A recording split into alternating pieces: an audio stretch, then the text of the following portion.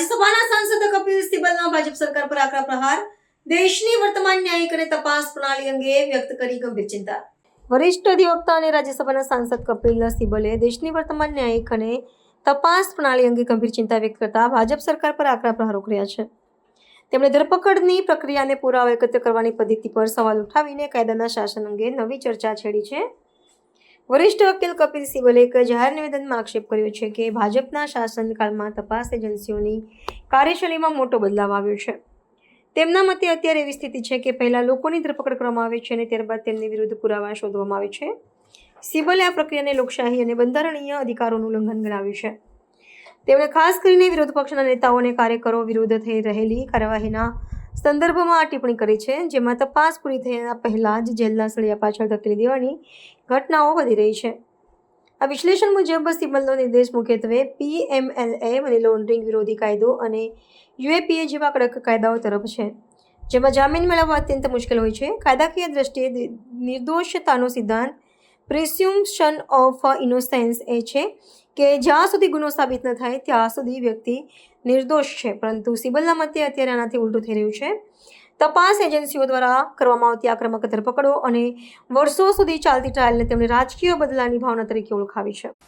कि ये जो 126 दिन अरविंद केजरीवाल ने जेल में बिताए,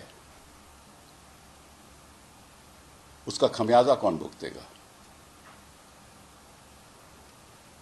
और 503 दिन मनीष सिसोदिया ने बिताए, उसका खमियाजा कौन भुगतेगा? जवाबदेही तो होनी चाहिए ना.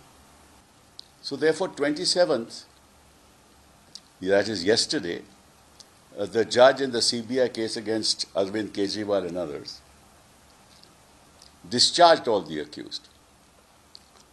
And the judge said that this was a preconceived plan to inculpate these people, to make them accused. And then the CBI decided how to do that. There was no evidence with them.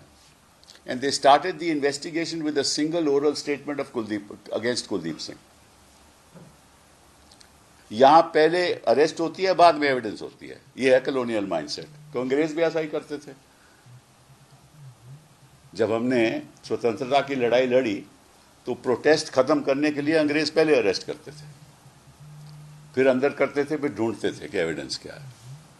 तो ये बड़े दुख की बात है that what the investigation agencies like the CBI do, that they get hold of somebody's oral statement. After taking that oral statement, they ask that person to name another person who they want. So that person names that other person. Then they go to that other person. He says that this man has named you. Now you better behave yourself and name this person. So that is all off the record. Who will reveal that? Then they name the third person. Then this goes on. Keep on naming whoever they want to target.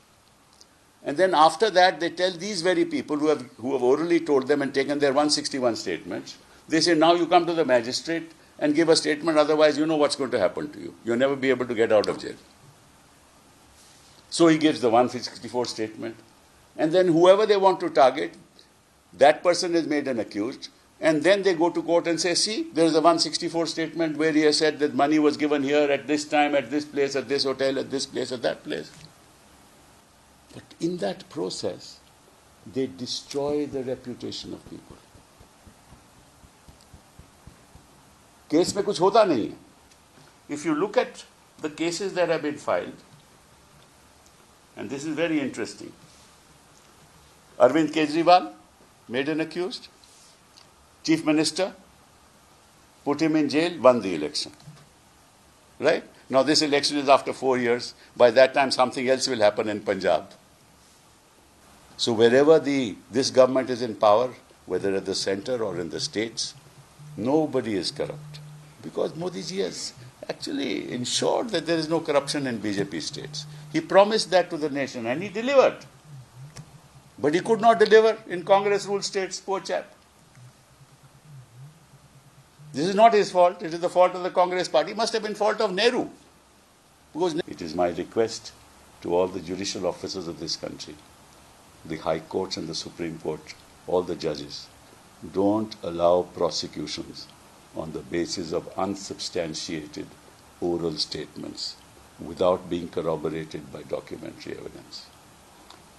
The Supreme Court, in fact, should direct the government that to amend this law and ensure that arrests can only take place once the magistrate is shown the oral and the documentary evidence. Without that, there should be no arrest.